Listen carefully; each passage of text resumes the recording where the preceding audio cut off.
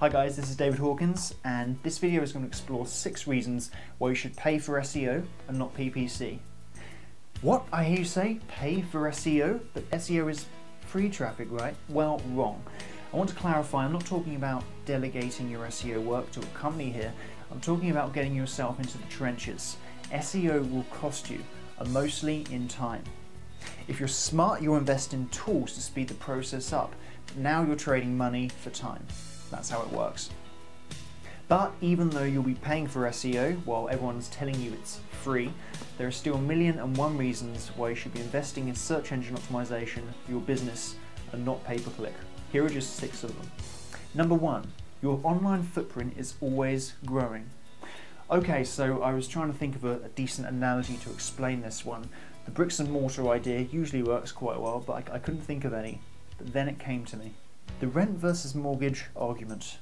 The rent versus mortgage argument can be an absolute can of worms. It's not a case of one side is right and one side is wrong. Both sides have perfectly valid reasons to choose either lifestyle. It's just choosing which one to place yourself. You have to think about future plans, your wage packets, your family, even your peers.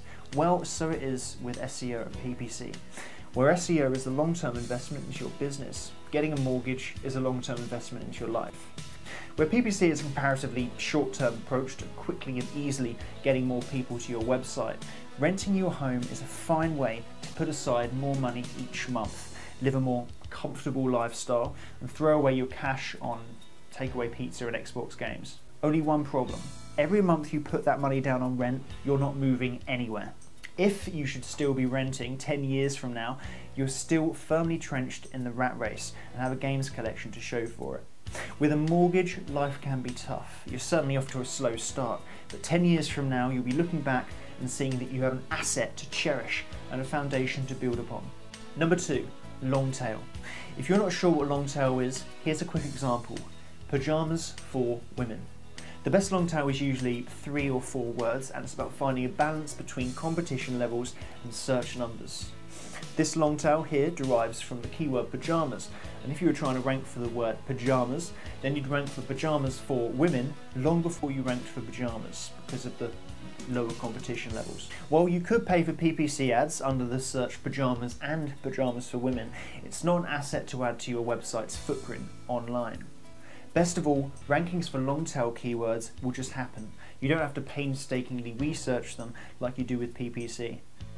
If you keep an eye on your stats, you could decide that the article you wrote for pajamas could be edited so that it has more focus on women's pajamas, and then you'll see greater returns. But why is this important? You'll want to encourage long tail rankings on your website because it increases your website's footprint. This makes you more authoritative within your niche.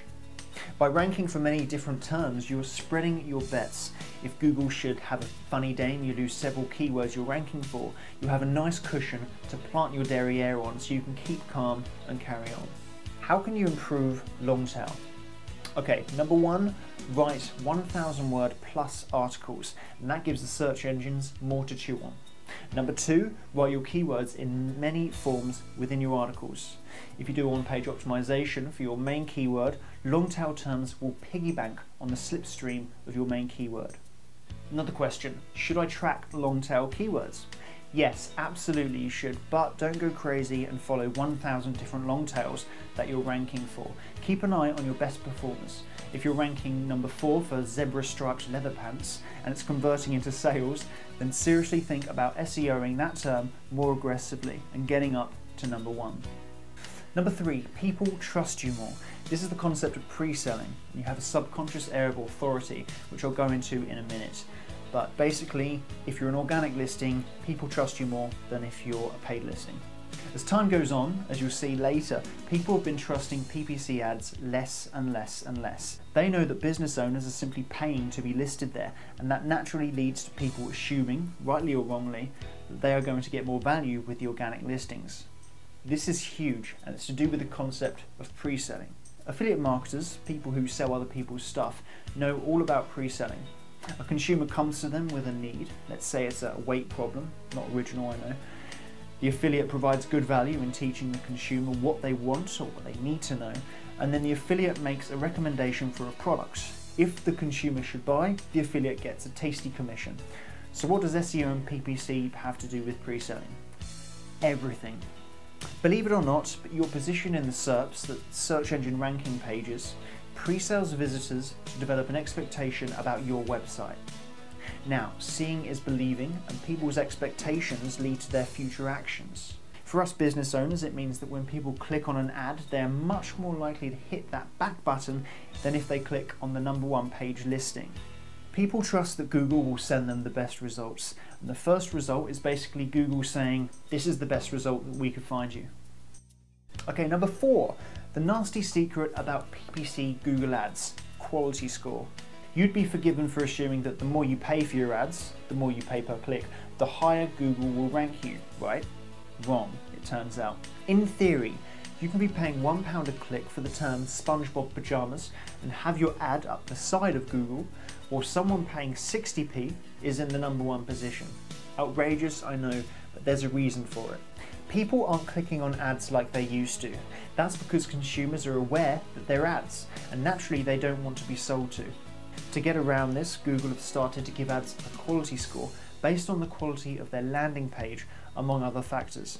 Google will read the keyword in your ad title and read your landing page to see if it's relevant, and they'll throw in some other ratings like past performance to rate your ad with a score.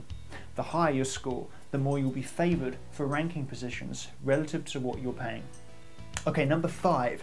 Google Places has made you redundant in PPC. If you're a local business doing PPC, chances are that the keywords you're paying for come free with a complimentary map, ready to mow you down. If you want to know what I mean, then click through to the article I've written on this and you'll see some pictures that I've made up. Okay, number 6. More people click on organic listings. SEO gets you organic listings, the results on the left-hand side of Google. Not only are these cheaper than paying for placement in the ad section, but more people actually click on the organic listings than the paid listings. Businesses that pay for advertisements are paying more for poorer results than their organic SEO counterparts are getting without the increased cost. Simply put, organic results are growing and paid results are declining. Okay, let's look at some stats here. It's common sense that if you're paying for ads, you want to be in the top segment, right? So we're talking about the 2 to 3% above the first organic result and just below the search box. But as you'll see by the stats, even the click-through rates on the most visible ads pale in comparison to the click-through rates seen with the organic listings, and the disparity is only growing. So why is that? We're going back to the trust factor seen earlier. When we were first out organic plus paid listings, most people didn't discern between the two. In fact, estimates suggested that paid ads were getting as much as 30% of the clicks. What makes Google so aesthetically pleasing is how minimalist it is. So instead of screaming ads down your throat, there is a discrete sponsored links label in the top right, which I think is now labelled ads. I guess sponsored listings wasn't quite transparent enough. And to rub salt into the wound, have a look at this. In case you don't know, the 10th organic result, 10th, on the page gets more clicks than even the first position paid advertisement. As more and more people realise that Google ads are paid to be up there and so are not likely to be as relevant, high quality, whether true or not, Google ads will see a decline on click-through rates. And you know that nasty secret about Google ads I was talking about? Well, that's how Google plan to get rid of this assumption that people have about their ads. Google have a reputation to maintain, and that's fulfilling their mission statement, providing users with the highest quality and most pertinent results to their search queries. So let's wrap this up. I want to point out that there is a place for PPC. I'm not completely poo-pooing the approach. There is a time and place for them, and it's worthwhile to place PPC within your long-term business strategy. When to use PPC? Testing.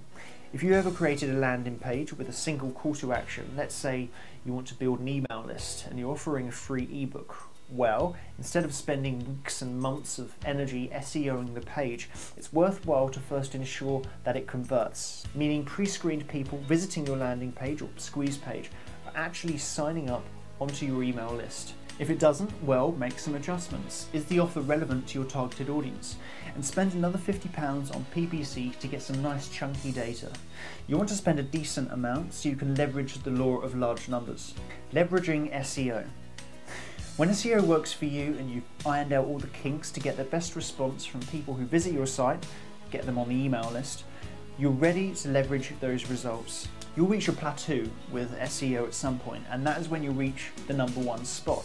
Hopefully you or your SEO consultant did some homework and realized that there'd be a really good return by the time you found yourself up there. But no matter how many people you have visiting your site, you'll be able to increase that number through paying for ads.